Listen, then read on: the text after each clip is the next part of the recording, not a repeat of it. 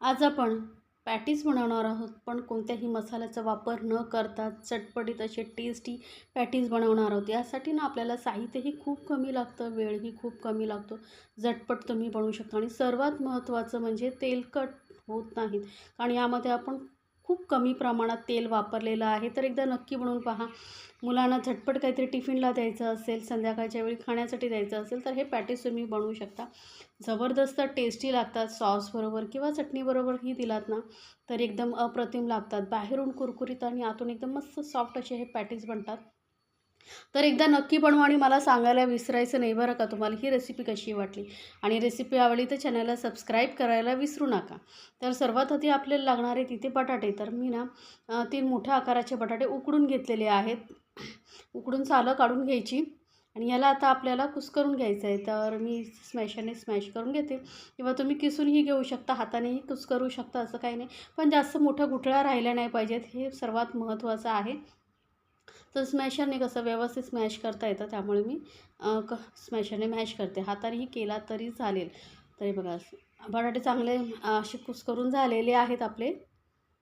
जास्त मोठ्या फोडी ठेवायच्या नाही आहेत, लक्षात ठेवा. आणि बटाटे ना उकडवताना एक सर्वात महत्त्वाचं म्हणजे काय, बटाटे ना जास्त म्हणजे पाण्यामध्ये उकडवायचे नाही. काय करायचं, कुकरच्या डब्यामध्ये ठेवायचे आणि 4-5 शिट्ट्या काढून घ्यायच्या. म्हणजे काय होतं, व्यवस्थित बटाटे शिजले जातात आणि जास्त पाणी शोषत नाहीत. आता त्यामध्ये ना मी घालते इथे उकळलेल्या भाज्या. आता इथे मी मटार आणि गाजर घेतलेले आहेत, तेही असेच फक्त वाफेवरती उकडून घेतलेले आहेत. जेव्हा आपण बटाटे शिजत ठेवतो ना, तेव्हाच आपण ही एका वाटीमध्ये असे ठेवायचे. त्यामध्येही पाणी घालायची गरज नाही, असेच वाफले जातात. आता सर्व स्मॅश करून झाल्यानंतर यामध्ये ना एक छोटासा कांदा मी बारीक चिरून घेतलेला आहे. 2 हिरव्या मिरच्या बारीक चिरून घेते. आपण मसाले वापरत नाही, त्यामुळे हिरवी मिरची वापरलेली. आणि इथे मी ना pizza mix, mix herbs, oregano तुमच्याकडे जे असेल ना, ते एक छोटा चमचा घाला. मस्त टेस्टी लागतात. थोडीशी घालते चिली फ्लेक्स आणि आता घालूया चवीनुसार मीठ आणि खूप सारी घालायची आहे कोथिंबीर. बस एवढंच आपल्याला लागणार आहे. आणि आता ना बाइंडिंग होण्यासाठी आपल्याला यामध्ये घालायचं आहे कॉर्नफ्लोअर किंवा तुमच्याकडे तांदळाचं पीठ असेल तेही घालू शकता. तर इथे मी ना कॉर्नफ्लोअर घालते, 2 मोठे चमचे कॉर्नफ्लोअर भरून घालते. किंवा ब्रेड क्रम्स घालू शकता, तुम्हाला जे आवडतं ते घालायचं. पण नक्की घालायचं आहे. तांदळाचं पीठ घालत असाल ना तर थोडं कमी घाला. किंवा मग पोहेही मिक्सरला लावून घातलात ना तरीही चालतील. एक 2-3 चमचे मोठे ना पोहे मिक्सरला बारीक करून घालायचे. फक्त काय, आपल्या जो बटाट्यामध्ये ओलसरपणा असतो ना तो शोषून घेण्यासाठी आपल्याला इथे आणि आपल्या पॅटीसला छान बाइंडिंग येण्यासाठी आपण इथे काहीतरी वापरायचं असतं. तर मी इथे कॉर्नफ्लोअर वापरलेला आहे. छान मिक्स करून घेतल्यानंतर याच्याने असे छोटे छोटे गोळे करून घ्यायचे आणि चपटे असे पॅटीस, कटलेट तुम्हाला जे बोलायचं आहे ते बोलू शकता आणि बनवून घ्यायचे. आणि शेपही तुम्ही तुमच्या आवडीनुसार देऊ शकता बरं का. असं काही नाही की मी चपटे बनवले, तर तुम्हीही तसेच बनवले पाहिजेत. हे काय होतं, पटकन होतात म्हणून मी या पद्धतीने करते. हातावरती गोल फिरून घ्यायचं आणि दाबून घ्यायचं. तर बघा मस्त असे आपले हे चटपटीत असे टेस्टी पॅटीस तयार होतात. आता काय करायचं, इथे मी ना ब्रेड क्रम्स लावते.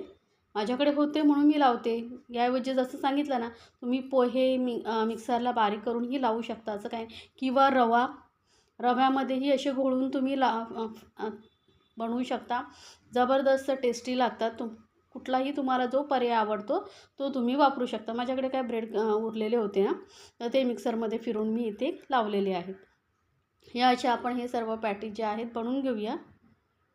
सोपं आहे बघा, जास्त वेळही लागत आणि इथे आपल्याला पेस्ट वगैरे कॉर्नफ्लोअरची बनवायची काहीही गरज नाही. आपण डायरेक्ट याला ब्रेड क्रम्स लावतो आहे, त्यामुळे जास्त मेहनत घ्यायची गरज नाही आहे. झटपट तुम्ही हे पॅटीस बनवू शकता. कारण हे काय, मिश्रण बाहेरून थोडंसं ओलसर असतं ना, त्यामुळे ब्रेड क्रम्स इझिली चिपकतात, काहीही वेळ लागत नाही. तरी फक्त शेप द्यायचा हलक्या हाताने पॅटीसचा आणि ब्रेड क्रम्समध्ये इथे याला गुळून घ्यायचं. तर या पद्धतीने आपण बाकीचेही पॅटीस पटापट बनवून घेऊया. कुठलाही मसाला नाही वापरला आहे तरी पण ना खरंच जबरदस्त टेस्टी लागतात.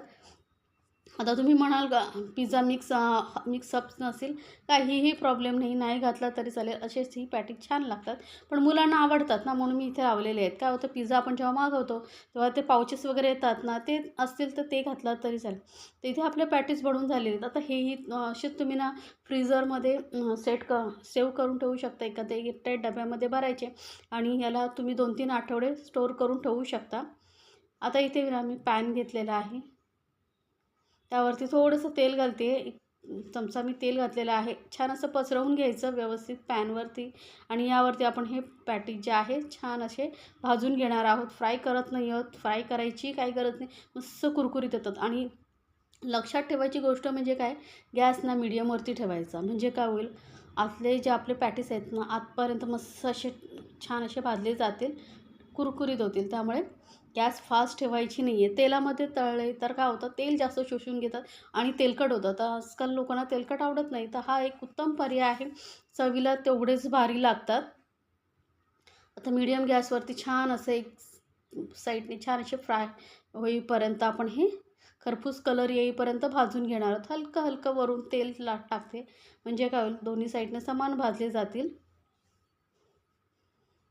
तर थोडा वेळ वाट बघायची. एका साईडने छान असे भाजू द्यायचे आहेत आणि नंतरच पलटून अलगद हाताने पलटवायचे आहेत आणि याला दुसऱ्या साईडने आपण भाजून घेणार आहोत. बघा मस्त कलर आलेला आहे. चवीला खरंच खूप भारी लागतात. एकदा नक्की बनवून पहा. तुम्हाला जर आवडली रेसिपी तर चॅनलला लाईक्स, कमेंट्स आणि सबस्क्राईब करायला विसरायचं नाही आहे बरं का. सोबतच साईडला जे बेल आयकॉन असतं ना, त्यावरतीही क्लिक करा. म्हणजे काय होईल, मी ज्या नवीन नवीन रेसिपी टाकते ना, त्याची नोटिफिकेशन लगेचच तुमच्यापर्यंत पोहोचेल. तरी बघा एका साईडने छान असे खरपूस भाजले गेलेले आहेत. दुसऱ्या साईडनेही मी भाजून घेतले. दोन्ही साईडनं मस्त असे खरपूस भाजून हे आपले पॅटीस तयार झालेले आहेत. चटपटीत कुरकुरीत असे हे पॅटीस, कमी तेलकट आणि चवीला एकदम भारी उत्तम पर्याय. पार्टी वगैरे असेल घरी तुमच्या तर तुम्ही नक्की हे बनवू शकता. सर्वच आवडीने खातील. तर नक्की बनवा आणि मला सांगायचं आहे बरं का, तुम्हाला ही रेसिपी कशी वाटली आणि कुठल्या शहरातून तुम्ही हे रेसिपी पाहताय तेही मला सांगायचं आहे बरं का. तर बघू शकता बाहेरून मस्त कुरकुरीत आणि आतून मस्त सॉफ्ट असे हे आपले पॅटीस छान लागतात चवीला. तर नक्की बनवा आणि एन्जॉय करा आपल्या फॅमिलीसोबत. मस्त गरमागरम कुरकुरीत टेस्टी असे हे पॅटीस